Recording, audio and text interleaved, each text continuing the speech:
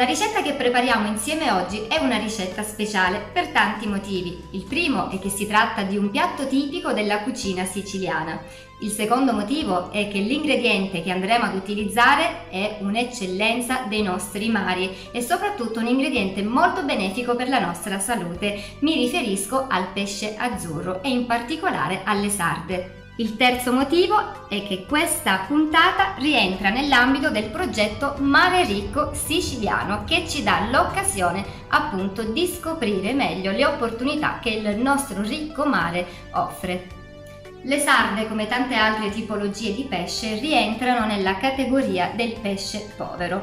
Questo appellativo non deve fuorviarci. Si tratta infatti di un pesce in realtà molto ricco di nutrienti preziosi per la nostra salute. Parliamo di pesce povero perché le sarde, così come le acciughe, le alici o gli sgombri, in passato venivano pescate in grandissime quantità e molte volte i pescatori dovevano venderle nei piccoli rioni dei borghi marinari ad un prezzo molto basso. Si parla di pesce povero anche perché è un pesce molto fragile, in quanto dopo la cattura va consumato entro poco tempo per via della sua facile deperibilità. Ecco perché quando si parla di pesce azzurro, a maggior ragione, è importante acquistarlo fresco e farlo possibilmente presso una pescheria di fiducia. Noi ci siamo stati stamattina, abbiamo incontrato il signor Salvatore che ci ha mostrato un po' il pesce stagionale. Mese settembre il pesce ricco sono le acciughe, sono belle grosse, sono meravigliose, la lampuga, il capone, questo qua, sono pesci poveri ma ricchi di omega 3, gli sgombri, sono anche dei bei pesci, questi qua fanno bene. Questo è più un ottimo pesce, questo è un aluzzo, famiglia per il barracuda, chiamato questo per un pesce azzurro che fa buonissimo ed è buonissimo. La spauda è anche un pesce azzurro, questi sono pesci proprio freschissimi, pescati qua nelle nostre acque e sono pesci sempre grassi e ricchi di omega 3. L'omega 3 è quel grasso buono che scioglie quello cattivo, quello è. E noi oggi abbiamo scelto di portare a casa le sarde. Quindi ci muniamo di guanti e andiamo subito a vedere come pulirle. Come distinguere un pesce fresco da uno meno fresco? Intanto le nostre sarde devono avere un occhio vivo e un po' sporgente. Il colore deve essere brillante, la carne soda al tatto e quindi non dobbiamo trovare un ventre gonfio. Ma come pulire le sarde? Con un movimento deciso andiamo innanzitutto a staccare la testa tirandola verso di noi. Vediamo subito che insieme alla testa vengono via buona parte delle inferiora. Passiamo il pollice delicatamente lungo tutto il ventre per aprire il pesciolino a mo' di libro. In questo modo riusciamo a togliere tutte le interiora ed eventualmente anche la spina centrale insieme alla coda. Sciacquiamo le sarde sotto acqua corrente oppure in una bacinella con acqua e limone o acqua e aceto. Mettiamo a scolare.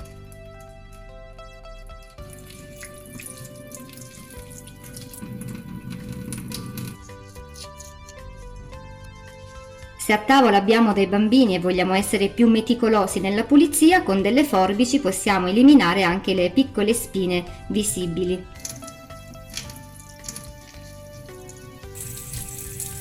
Ed ecco le nostre sarde ben pulite e spinate. Adesso è importante lasciarle scolare perché le utilizzeremo asciutte. La fase di pulizia è l'unica che può risultare un po' noiosa, ma per fortuna la pescheria di fiducia molto spesso è ben disposta a fare questo lavoro al posto nostro. Ma cosa ne faremo oggi di questo buon pesce azzurro siciliano? Possiamo trasformarlo davvero in tantissime ricette della tradizione, realizzando ad esempio una pasta con le sarde o le sarde a beccafico. La ricetta che ho scelto di fare oggi però è perfetta anche per i più piccoli, per abituarli al sapore di questo pesce, e prevede di trasformarle in delle polpette. È quello che possiamo definire il classico piatto della domenica che le nostre nonne proponevano molto spesso. Gli ingredienti sono già tutti pronti e sono quelli tipici della cucina siciliana. Per impastare le polpette andremo innanzitutto a sminuzzare le nostre sarde. Ci servirà poi della mollica fresca di pane, del formaggio grattugiato, in questo caso è un pecorino pepato. In alternativa va benissimo anche un caciocavallo, i pinoli e l'uvetta. Aggiungeremo poi l'uovo, l'aglio e le erbe aromatiche che renderanno le polpette davvero profumate. Possiamo scegliere tra menta e prezzemolo oppure una combinazione delle due cose. Ci servirà poi della farina e prepareremo anche un sugo semplice con passata di pomodoro, aglio, del peperoncino facoltativo per accompagnare le nostre polpette. C'è tutto, mettiamoci subito al lavoro. Iniziamo subito col mettere in acqua tiepida l'uvetta perché ci servirà ammollata. Per realizzare le polpette occorre sminuzzare le sarde. Qualcuno preferisce utilizzare il frullatore ottenendo una vera e propria poltiglia. Sinceramente preferisco sminuzzarle al coltello. Anche se le sarde hanno avuto il tempo di scolare, per accertarmi che siano ben asciutte le tampono con della carta assorbente.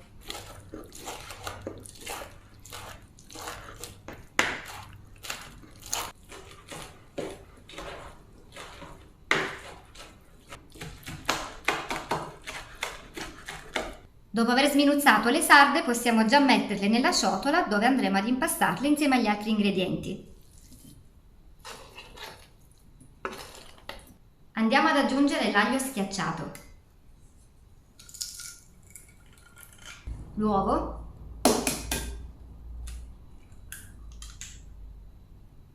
il pecorino, i pinoli, l'uvetta ammollata, ovviamente va strizzata,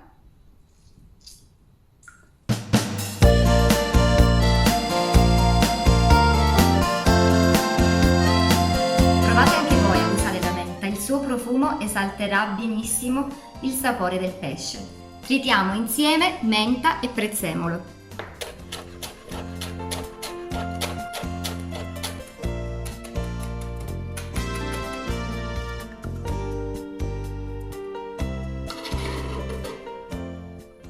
Avendo usato il pecorino siciliano che è abbastanza saporito, metto davvero solo un pizzico di sale. Anche voi regolatevi facendo attenzione a non esagerare. A questo punto manca solo la mollica che aggiungo a poco fino a raggiungere la consistenza dell'impasto ideale.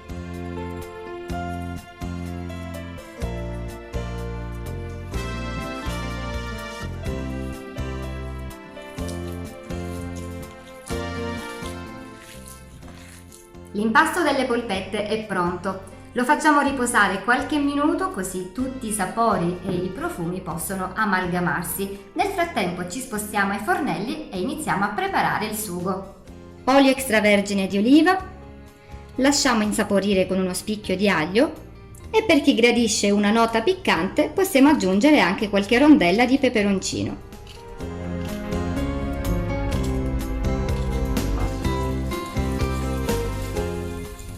Aggiungiamo la passata di pomodoro.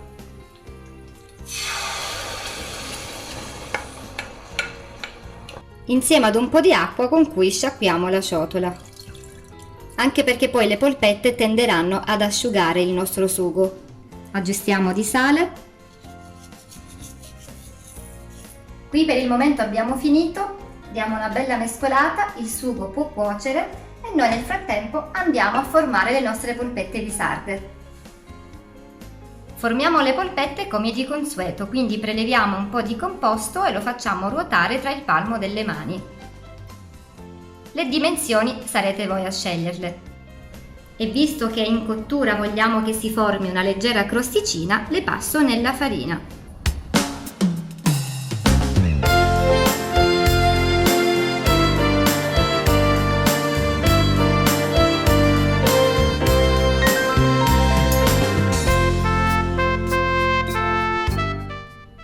E questa è l'ultima polpettina.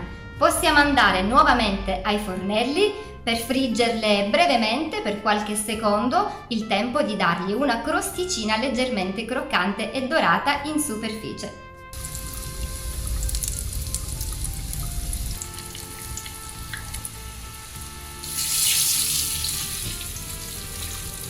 Le facciamo colorire su tutti i lati e poi le spostiamo su carta assorbente per togliere l'olio in eccesso.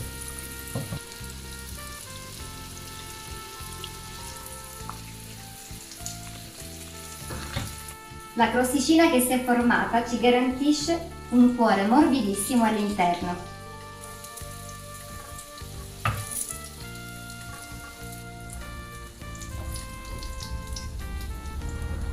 Affondiamo le nostre polpette nella passata e terminiamo così la cottura.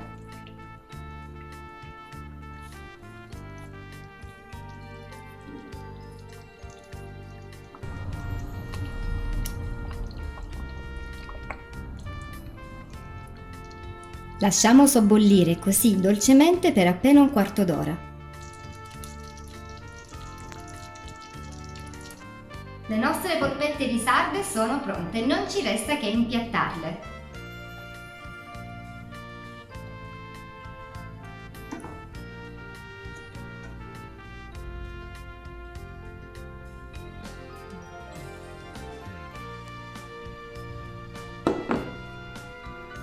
Ancora una nota di profumo e anche un contrasto di colore con della menta.